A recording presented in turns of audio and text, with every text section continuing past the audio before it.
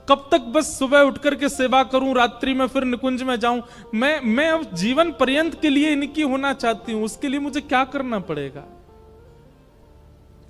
तब दासी ने कहा, उसके लिए तो कोई वैष्णव भजनानंदी आप पर कृपा करे, कोई भक्त कृपा करे, संत कृपा करे, संत सेवा आप करो और संत प्रसन्न होकर के आपको आशीष प्रदान करें, तभी ठाकुर जी की नित्य निकुंज जागृत अवस्था में भी आपको मिलेगी। जो स्वप्न में आपको निकुंज का दर्शन होता है वो जागृत अवस्था में भी आपको दिखे, उसके लिए आपको संत सेवा करनी पड़ेगी। संत प्रसन्न होकर के आपको आशीष प्रदान करेंगे, तभी वो संभव है। लेकिन आप तो महारानी हैं, आप तो रानी हैं, आपके यहां संत सेवा कैसे बनेगी? आपके यहां तो बहुत पर्दा है, आपको बाहर जाना अनुमति नहीं। महापुरुष संत आएंगे, उनकी सेवा करना, चरण दबाना आदि, ये सब आपके लिए तो ठीक है। मंदिर में गुप्त रूप से आप सेवा करती हैं, कथा सुन लेती हैं, यहां तक तो सब ठीक है। पर संत सेवा के लिए तो आपको दीन बनना पड़ेगा, आपको अपनी पदवी का त्याग करना पड़ेगा। ये रानी भेष में और रानी बनकर के आप संत सेवा नहीं कर सकते, उसके लिए तो दीनता चाहिए। और वो आप कैसे करेंगी?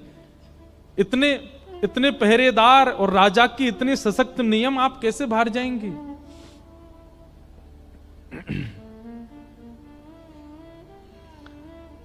रानी बोली, तुम ही कोई व्यवस्था करो, कैसे भी करके मुझे संत सेवा करनी है, वैष्णव सेवा करनी है। बंधुओं, कथा और भगवत सेवा का यह फल मिलेगा कि संत सेवा की इच्छा प्रकट हो। एक बात याद रखिएगा, कथा सुनने में, एकादशी नियम करने में, धाम यात्रा करने में और नाम जप करने में यदि आपको भार लगता है, जैसे कल तो एकादशी है यार, भूखा रहना पड़ेगा, आपकी एकादशी उसी समय नष्ट हो गई।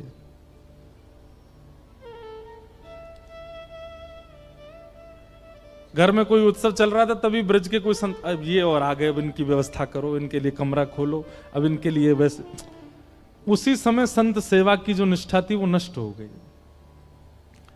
सुबह उठ करके ठाकुर जी की सेवा में जैसे ही गए तो मन में विचार, इतना ठंड पड़ रही है, अब जल लाना पड़ेगा, नंगे पैर सॉक्स पहन नहीं सकते, ठाकुर जी की सेवा में जाना पड़े, उसी समय सेवा भाव नष्ट हो गया। नाम जप करने के लिए बैठे, वो जल्दी जल्दी, अरे अभी तो कहां, माला बाहर निकाल के देख ली कितनी दूर रह गया अभी, और उसको करने, उसी समय आपका नाम नष्ट हो गया। अगर भार पड़ता है सिर के ऊपर, हम आपसे व्यास मंच से कह रहे हैं, हमारी बात बहुत ध्यान से सुनिए, एकादशी के प्रति भार आता है, नाम के प्रति भार आता है, सेवा के प्रति भार आता है, स्वरूप के प्रति भार आता है। शादी में जा रहे हैं, तिलक मिटा लिया, यहां सब देखेंगे फिर बोलेंगे, ये सारे भार यदि आप पर आते हैं, अभी आप अपना सत्संग बढ़ाइए और कुछ दिन के लिए उस नियम को मत कीजिए। सत्संग बढ़ाओ, अपने आप को दंड दीजिए, कुछ दिन उस नियम को मत कीजिए, और जितना हो सके सत्संग, संत सेवा और कथा श्रवण, इसको थोड़ा और जीवन में बढ़ाइए। क्योंकि बाहर आने पर वो नियम टूटता है, और उस नियम का फिर अपराध है कि अगले 6 महीने तक आप करते भी रहोगे तो भी वो माना नहीं जाएगा, एक बार के टूटने का अपराध लगेगा आपको। इसलिए भार जब लगे, अब लोगों ने पता क्या किया, भार को दूसरी चीज में परिवर्तित कर लिया। अब एकादशी के दिन व्रत वाले ही पकवान बन जाते हैं, पिज्जा बनता है व्रत का, व्रत वाले डोसा बन जाते हैं, व्रत वाली इडली बन जाती है, व्रत वाले चाइनीज भी बन जाते हैं। ये भी एक प्रकार से भार ही है। आपको भार लग रहा है तो आपने उसका सब्स्टिट्यूट ढूंढ लिया। नहीं, ये तो सौभाग्य होना चाहिए। 10वीं को, आज 10वीं है तो नाच रहे हैं महाराज, क्यों? एकादशी आ रही है, कल तो हम व्रत करेंगे, अपने श्याम सुंदर के लिए व्रत करेंगे, नृत्य हो रहा है। जिस प्रकार सौभाग्यवती नारी जब अपने मांग में सिंदूर भरती है तो उसके रोंगटे खड़े हो जाते हैं कि मैं सौभाग्यवती हूं, ऐसी तिलक लगाते समय वैष्णव के भी चित्त में वही आनंद होना चाहिए। हम राधा रमन जी के हैं, हम राधा वल्लभ जी के हैं, हम बिहारी जी के, हम गिरधर लाल जी के हैं, और ये प्रमाण है। सौभाग्य लगे तो ही धाम जाइए, तो ही कथा सुनिए, तो ही नाम जप कीजिए, तो ही वेश धारण कीजिए, तो ही सेवा कीजिए, भार लग के नहीं।